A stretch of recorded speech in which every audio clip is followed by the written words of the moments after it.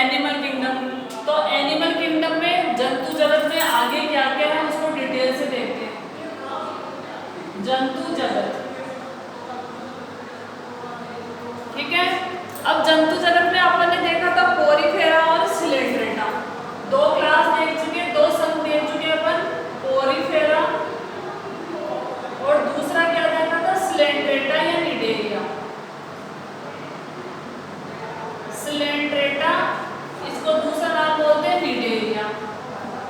Cnidaria का मतलब इसमें नीडोब्लास्ट कोशिका पाई जाती है। सिलेंड्रेटा का मतलब इसमें सिलेंड्रोन गुहा पाई जाती है जो पाचन में मदद करती है।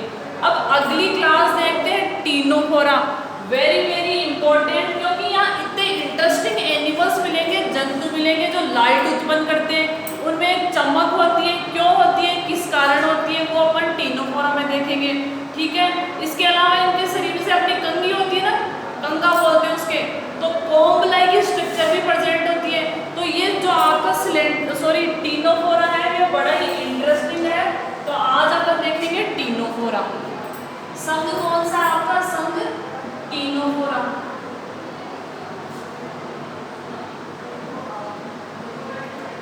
कौन सा संघ है आपका, टीनोफोरा। अब देखो टीनोफोरा में क्या आएंगे, कैसे जीव आएंगे, इनका आवास कैसा है, ये सारा अपन डिटेल से देखेंगे। तो इनको कहा जाता है अखरोट।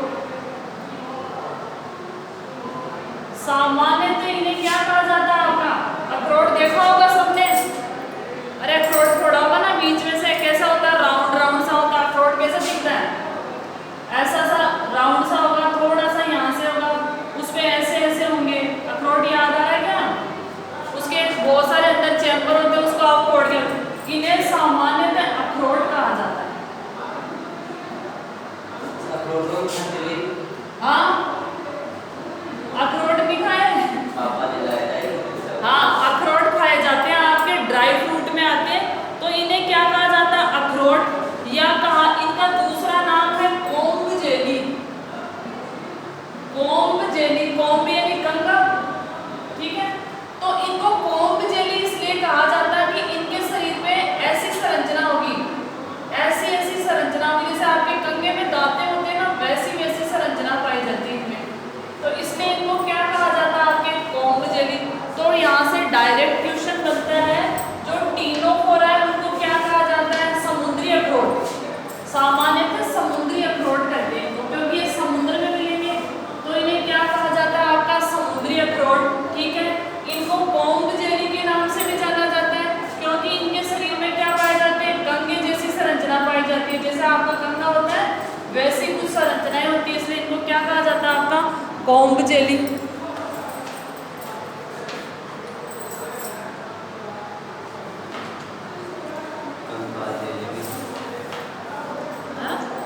कंकत जेली, दोनों ये एक ही बात है, हिंदी में बोलते हैं उसको। अब ये कैसे होंगे, समुद्री होंगे, मतलब ज्यादातर कहाँ मिलेंगे आपको, समुद्र में मिलेंगे, समुद्री होंगे। अब देखो अरीय समिति, अब समझ में आ गया होगा, अरीय समिति कैसी समिति, किसी भी अक्ष से आप बराबर बराबर दो टुकड़े कर सकते हो। तो मैंने जो आपको वर्गीकरण बताया था उसमें एक एक टर्म का मतलब बताया था, इसलिए तो आपको कंफ्यूज नहीं होना। अरीय समिति होंगे। अगला है द्विकोरकी होंगे, मतलब द्विकोरकी, दो कोरे पाए जाएंगे, एक्टोडर्म और एंडोडर्म। द्विकोरकी का मतलब क्या होंगे, दोनों कोरक रंध्र पाए जाएंगे, एक्टोडर्म और मेसोडर्म। अगर मैं त्रिकोरकी बोलती तो एक्टोडर्म, एंडोडर्म और मेसोडर्म, ठीक है, कोई कंफ्यूजन नहीं होगा। अगला क्या कह रहा है कि ये जो जंतु होते हैं इनका शारीरिक संगठन कैसा होता है, शारीरिक संगठन कैसा है, उत्तक का, मतलब इनके शरीर में कोशिकाओं ने मिलकर क्या बना लिया, आपके उत्तक बना लिए। कोशिकाओं का समूह मिलकर क्या बना लेता है, आपका उत्तक। तो शारीरिक संगठन कैसा होगा, उत्तक। वापस से रिकॉल करते हैं, इन्हें समुद्री अखरोट कहते हैं, कोम्ब जेली भी कहते हैं। क्यों, क्योंकि इनके शरीर में कंगे जैसी संरचना पाई जाती है। समुद्रवासी होंगे, समुद्र में मिलेंगे। अरीय समित होंगे, द्विकोरकी होंगे, ठीक है। शारीरिक संगठन कैसा है आपके, उत्तक स्तर का शारीरिक संगठन कंफ्यूजन नहीं होगा, क्योंकि ये सारे टर्म अपने आए हुए हैं। फिर देखते हैं, एक नोट करने वाला पॉइंट है, यहां से क्वेश्चन बनता है, डायरेक्ट क्वेश्चन बनता है यहां से। कॉम्ब जेली, इसका दूसरा नाम है कंकद जेली। दोनों एक ही नाम है। इनके जो शरीर होगा उसमें क्या पाए जाएंगे?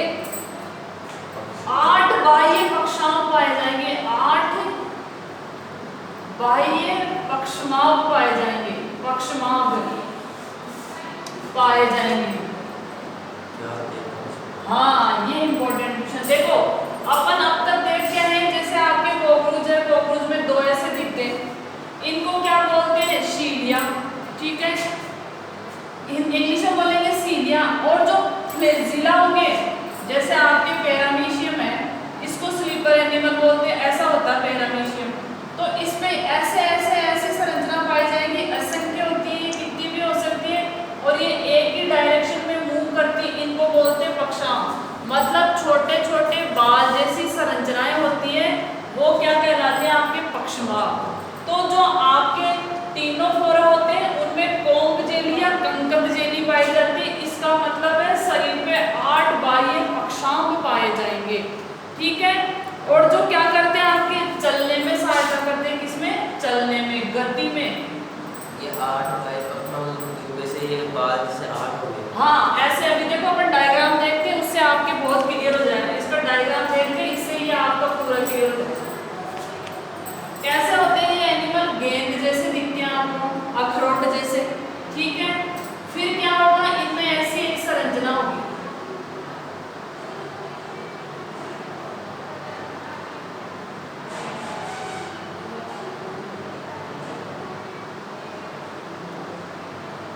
अब यहाँ ऐसे होंगे, 4 आपके इधर होंगे,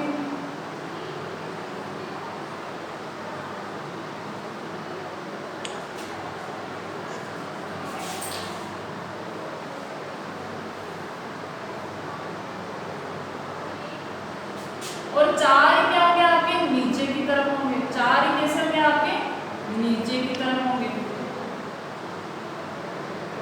ये टीनोफोरा का जंतु है आपका।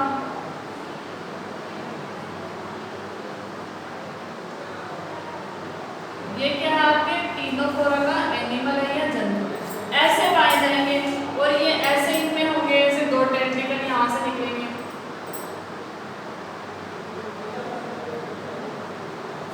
इनमें ऐसे सीलिया पाए जाएंगे, ऐसे ऐसे।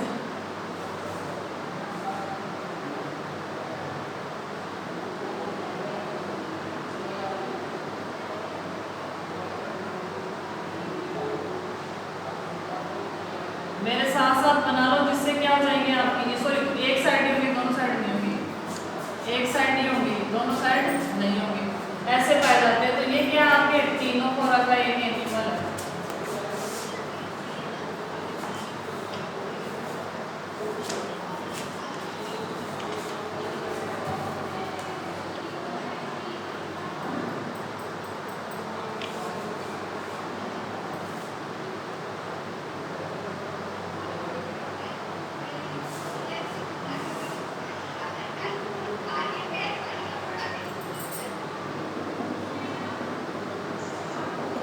ये है आपके टीनोप्लाना।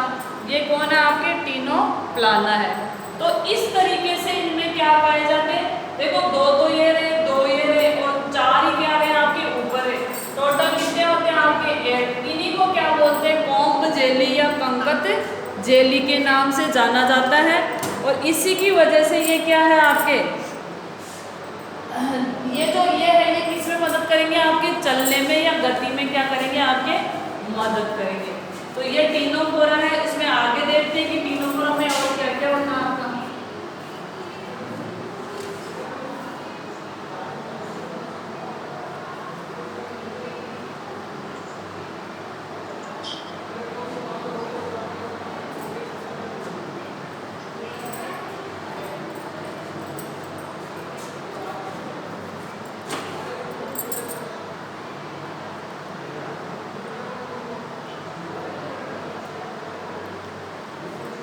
अगला है इनमें पाचन कैसा होता है, अंतःकोशिकीय व अंतराकोशिकीय। अगला क्या है पाचन, पाचन कैसा होगा अंतःकोशिकीय, और दूसरा वर्ड है आपके अंतराकोशिकीय। अंतःकोशिकीय का मतलब है कोशिका के अंदर, जैसे ये कोशिका इसके अंदर ही क्या हो गया आपका पाचन।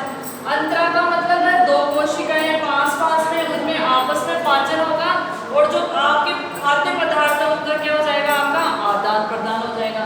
तो दोनों प्रकार के पाचन होते हैं, अंतःकोशिकीय और अंतराकोशिकीय। अब वेरी वेरी इंपॉर्टेंट बायोल्यूमिनेसेंस, एक टर्म आएगा आपके जैव संदीप्ति, बायोल्यूमिनेसेंस। इससे क्वेश्चन पूछा जाता है आपके, डायरेक्ट क्वेश्चन पूछा जाता है जैव संदीप्ति क्या है।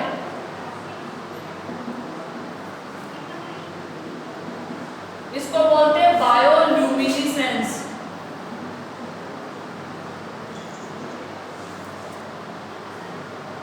बायोल्यूमिनेसेंस या जैव संदीप्ति। अब देखो ये जो आपके टीनोफोरा के जंतु है, इनके जो ये आपको टेंटिकल्स दिख रहे हैं, इनमें क्या होती है ऐसी कोई क्रिया होती है जिसकी वजह से क्या होगी, इसको क्या कहते हैं प्रकाश उत्पन्न करना। जैव संदीप्ति या बायोल्यूमिनेसेंस का मतलब है प्रकाश उत्पन्न करना, वो जंतु प्रकाश उत्पन्न करना। तो बायोल्यूमिनेसेंस में एक्चुअल में होगा क्या, ये जंतु है इनमें जो ये कोंब झिल्ली और ये वाला पोर्शन है इस तरीके से फोल्ड होता है, और इनमें लाइट को ऐसे रिफ्लेक्ट करते हैं, जैसे कोई लाइट आ गया आपकी गिर रही है और वहां से आपकी गिर के वापस आपको प्रकाश दिखाई पड़ा, तो इनमें पाई जाती है जैव संदीप्ति या बायोल्यूमिनेसेंस। मतलब ये कुछ मात्रा में थोड़ी सी लाइट इम्यूलेट करते हैं, लाइट उत्पन्न करते हैं, इसीलिए इनको क्या कहा जाता है जैव संदीप्ति जंतु। ये वाला इसमें इंपॉर्टेंट है कि जैव संदीप्ति क्या होती है, बायोल्यूमिनेसेंस क्या होता है। ये एक स्पेसिफिक कैरेक्टर है किसका होगा, टीनोफोरा का। टीनोफोरा में क्या पाई जाती है आपकी जैव संदीप्ति पाई जाती है, अर्थात ये जंतु क्या करेंगे कुछ मात्रा में प्रकाश उत्पन्न करेंगे, और यही आपकी जो ये जो आपकी प्रक्रिया है ये क्या कहलाती है, प्रकाश उत्पन्न करने की घटना क्या कहलाती है आपकी जैव संदीप्ति। ठीक है, अब इनमें नर और मादा क्या होंगे, एक ही जंतु में होंगे, जो नर है और वो मादा है वो क्या होंगे आपके एक ही जीव में होंगे। नर और मादा एक ही जीव में पाए जाएंगे।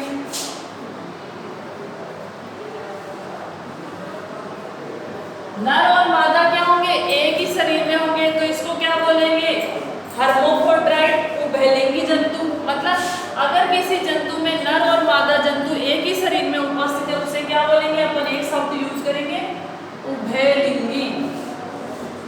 जैसे आपका केचुआ कैसा आपका उभयलिंगी है। ठीक है, इसके अलावा जनन सिर्फ लैंगिक होगा। अब जंतु धीरे धीरे विकसित हो रहे, जनन लैंगिक, अलैंगिक जनन नहीं होगा, जनन लैंगिक या लिख सकते हो लैंगिक जनन पाया जाता है।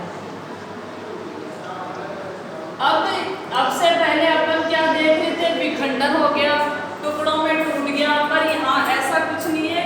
ये जंतु सिर्फ लैंगिक जनन करेगा, एक ही शरीर क्या करेगा नर और मादा उत्पन्न करेंगे, मतलब युग्मक उत्पन्न करेंगे, वो आपस में जुड़ जाएंगे और क्या बना लेंगे आपके नया जीव बना लेंगे।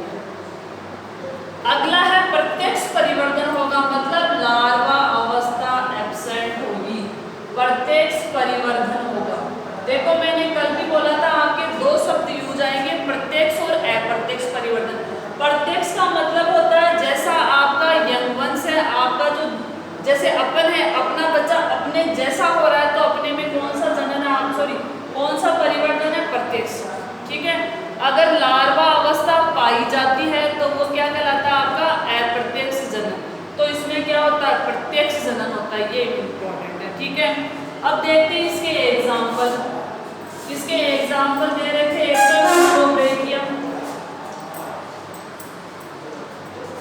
इसका एग्जाम्पल प्लूरोब्रेकियम,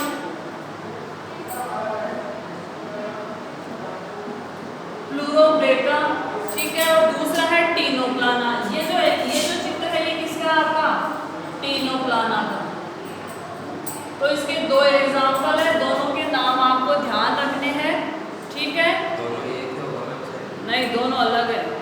फ्लोरोब्रेकिया और टीनोप्लाना।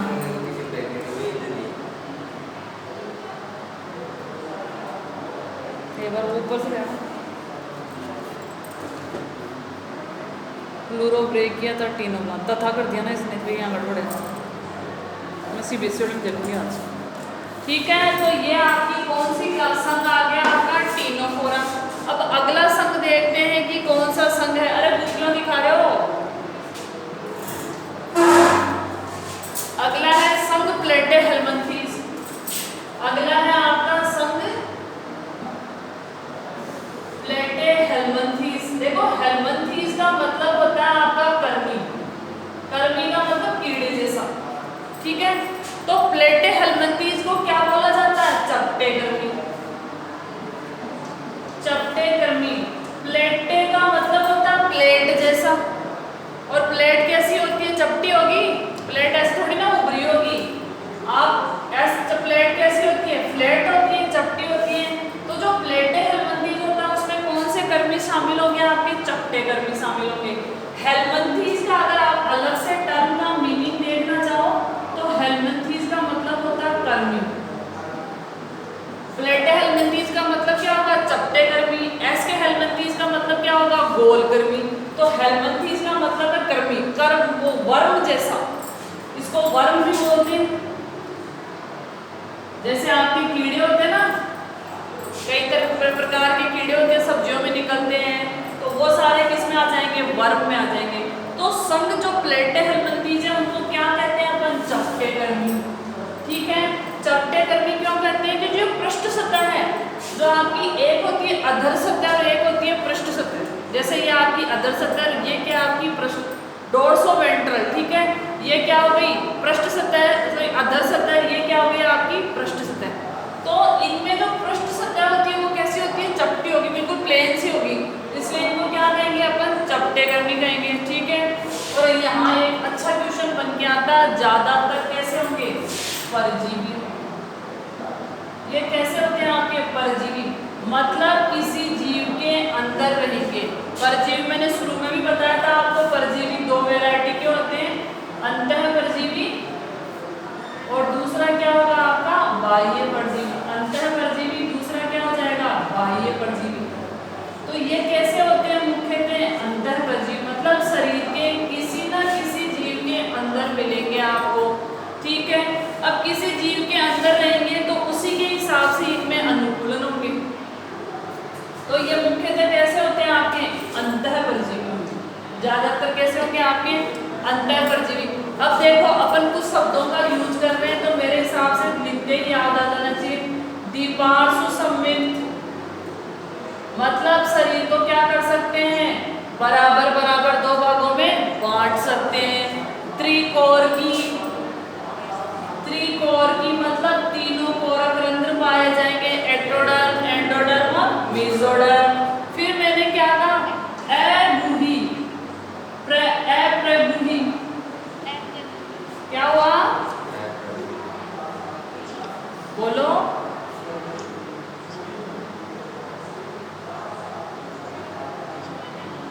क्या बोल रही? बोलो बेटा। थोड़ा तो जबान लड़ा लेते, मुझे 11 थोड़ी नहीं बोलती, समझने लग जाती है इसलिए। ठीक है, द्विपार्श्व सममित का मतलब शरीर को मिड रिब से बीच में से दो बराबर भागों में बांट सकते हो। त्रिकोरकी का मतलब तीनों कोरक रंध्र पाए जाएंगे, एक्टोडर्म, एंडोडर्म, मेसोडर्म। अप्रबूही का मतलब इसमें क्या होगी? ट्रू सीलोम में। हाँ, अगला देखते हैं शारीरिक संगठन कैसा है? अंग स्तर का। शारीरिक संगठन कैसा आपका? अंग स्तर का। शारीरिक संगठन क्या हो जाएगा? मतलब अब अंग बन जाएंगे आपके। संगठन अंग स्तर का। पहले ऊतक थे, ऊतक से क्या बन गए आपके? अंग बन गए। सबसे पहले पोरिफेरा में कोशिका थी, फिर कहाँ पे चले आपके? निडेरिया या टीनोफोरा। निडेरिया में भी क्या थी आपकी? कोशिकाएं थी या ऊतक थे? हैं? निडेरिया में क्या थे? ऊतक थे या कोशिकाएं थी? फिर उसके बाद में देखा अपन ने, अभी कौन सा देखा था? ये वाला टीनोफोरा वाला। हाँ, टीनोफोरा। टिनोफोरा में, इसमें क्या थे आपके ऊतक थे, और इनमें किनका निर्माण हो जाता है, आपके अंगों का निर्माण हो जाता है। अब देखो इनमें क्या होंगे, कुछ अनुकूलन पाए जाएंगे। वो क्यों पाए जाएंगे और किस प्रकार के होंगे? देखो ये क्या है, परजीवी है, मतलब दूसरे जीवों पर निर्भर रहेगा। परजीवी से क्या तात्पर्य, दूसरों जीवों पर निर्भर है।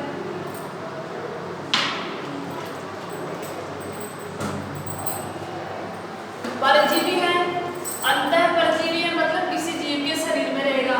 तो परजीवी अनुकूलन क्या होंगे? भाई आप किसी दूसरे घर में जाके रहना चाहते हो तो अपने हिसाब से थोड़े रहेंगे, वो अपने हिसाब से रखेगा, ठीक है। अब क्या कह रहा है, इनमें ऐसे अनुकूलन होंगे, ये परजीवी इनमें पाए जाएंगे हुक,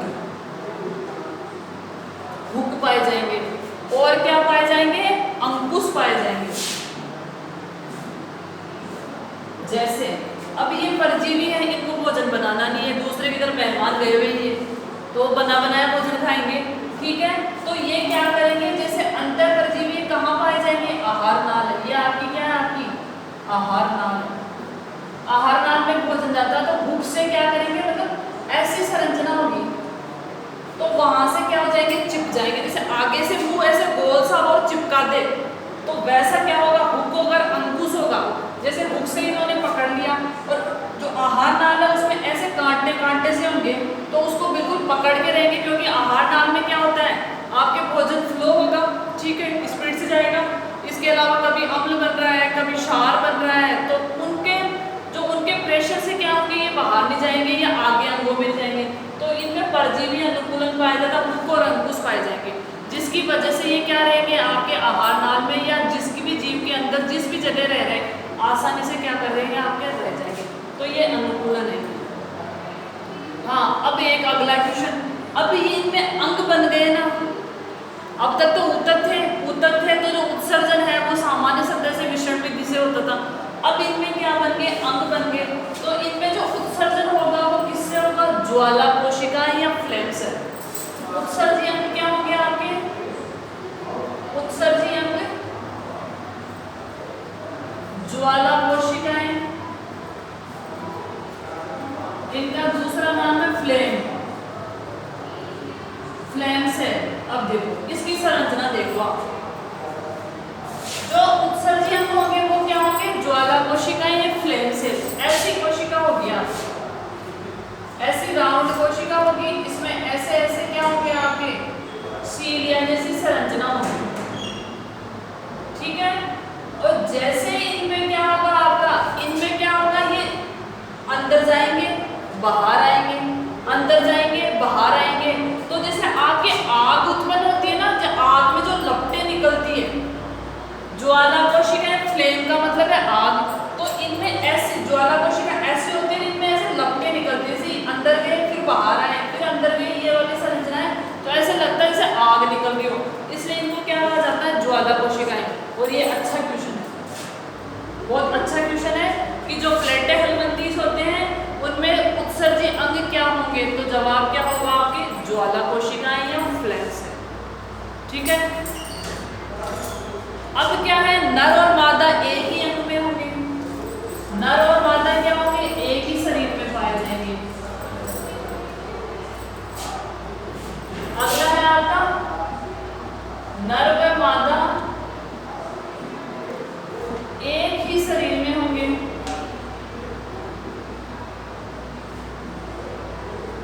इसको क्या बोलते हैं अपन, उभयलिंगी। इस अवस्था को क्या बोलते हैं, उभयलिंगी, मतलब दोनों कहाँ आपके एक ही जगह है, ठीक है।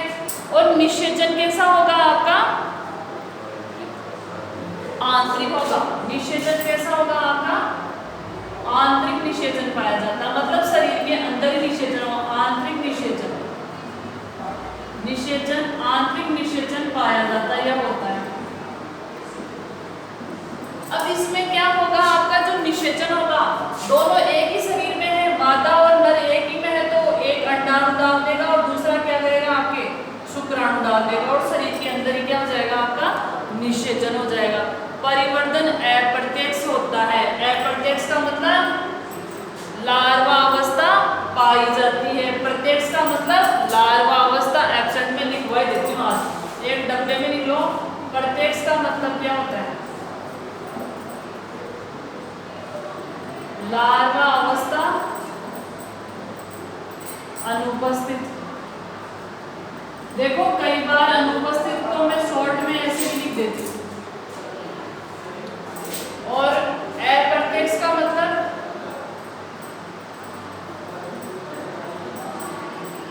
लार्वा अवस्था उपस्थित, इसको ऐसे लिख देते हैं कई बार। तो ये डब्बे में फेंक कर लो और इसको लिख लो MTR, मैं तुझे रट लूंगा। ठीक है, तो कैसा होगा? प्रत्यक्ष और अप्रत्यक्ष। तो इनमें क्या होता है, परिवर्तन कैसा होगा? अप्रत्यक्ष मतलब विभिन्न प्रकार के लार्वा पाए जाएंगे, और अप्रत्यक्ष का मतलब होता है जो वयस्क जीव बनने से पहले वो विभिन्न अवस्थाओं से गुजरता है। जैसे रेशम कीट याद आ रहा होगा आपको, रेशम कीट में क्या था? प्यूपा था, लार्वा, प्यूपा और वयस्क कीट। तो वो लार्वा और प्यूपा क्या थे? वो लार्वा अवस्थाएं थी। कोकून से क्या मिल रहा था आपको? रेशम कीट, रेशम मिल रहा था, और उसमें कोकून में क्या था आपका? Caterpillar larva. तो वैसे ही फिर उसमें से अगर वो फट के बाहर आ जाता है तब जो वयस्क जीव बनता है, तो वैसे लार्वा अवस्था इसमें पाई जाती है। अब देखो इन जंतुओं में क्या होगा? पुनरुद्भवन की अपार क्षमता होती है, मतलब कटे हुए अंगों का, टूटे हुए अंगों का पुनः बन जाना। ये जो पुनरुद्भवन है, ये 6ठी क्लास में आपको सिखाया जाता था कि पुनरुद्भवन क्या होता है। पुनरुद्भवन इसका मतलब होता है कटे हुए अंगों, टूटे हुए भागों से नए भागों का निर्माण, या कह सकते हैं नए जीव का निर्माण, नए जीव का निर्माण। ठीक है, जैसे इसमें एक एग्जाम्पल आएगा प्लेनेरिया। प्लेनेरिया ऐसा जंतु होता है, प्लेनेरिया ऐसा दिखेगा आपको, नहीं यहाँ से ऐसे होगा, प्लेनेरिया ऐसे होता है, 10th में होगा शायद। ठीक है, अब जो प्लेनेरिया होता है इसके आपने 2 टुकड़े कर दिए, 4 टुकड़े कर दिए, जितने टुकड़े कर दिए ना उन टुकड़ों से नया प्लेनेरिया बन जाएगा। जैसे छिपकली की पूंछ कट जाती है, ठीक है, कुछ दिनों बाद में वो वापस आ जाती है, तो उसमें क्या पाई जाती है? आपकी पुनरुद्भवन की क्षमता पाई जाती है। उसमें क्या पाई जाती है? आपकी पुनरुद्भवन की क्षमता पाई जाती है। तो कटे हुए अंगों का, टूटे हुए भागों का वापस निर्माण हो जाना, या किसी जीव के जितने टुकड़े कर दिए आपने उन टुकड़ों से वापस दोबारा से जीव बन जाए, तो वो क्षमता क्या कहलाती है? आपकी पुनरुद्भवन की क्षमता कहलाती है। ठीक है, अब देखते हैं इसके एग्जाम्पल कि आपके जो प्लेटेक हेलमिंथी जो होते हैं उसमें कौन कौन से जीव आते हैं। एक है आपका टीनिया सोलिया, सोलिमा, टीनिया सोलिमा, आगे नाम नहीं आ रहा भाई, टीनिया सोलियम, टीनिया सोलियम। ये उन व्यक्तियों के शरीर में पाया जाता है जो सूअर का मांस खाते हैं। ये किनके शरीर में होगा? सूअर का, जो भी व्यक्ति सूअर का मांस खाते हैं उनके शरीर में टीनिया सोलियम पाया जाएगा। और एक होता है टीनिया सेजिनेटा,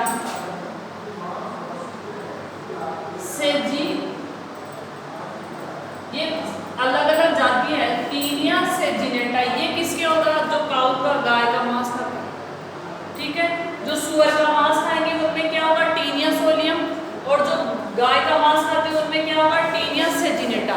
ठीक है, ये क्या होगा? आपका परजीवी है, उसकी आंतों को धीरे धीरे खाता रहेगा, कई प्रकार की बीमारी उत्पन्न करता रहेगा। अब है फेशियोला, जैसे भी इंसान के कुत्ता खाता है, हाँ तो उसके भी जा सकता है क्योंकि वो भी मेमेलिया है, इस अंदर ये। एक है आपका फेशियोला, फेशियोला इसको बोलते हैं लीवर फ्लू, लीवर फ्लू। ये कहाँ पाया जाएगा? भेड़ की आंत में पाया जाएगा। ये कहाँ पाया जाएगा? आपका भेड़ की आंत में। ठीक है, ये कैसा दिखता है? जैसे आपकी कोई पत्ती हो ना, पत्ती के जैसे दिखता है, जो पत्ती होती है किसी प्लांट की वैसा दिखता है, ऐसा दिखता है।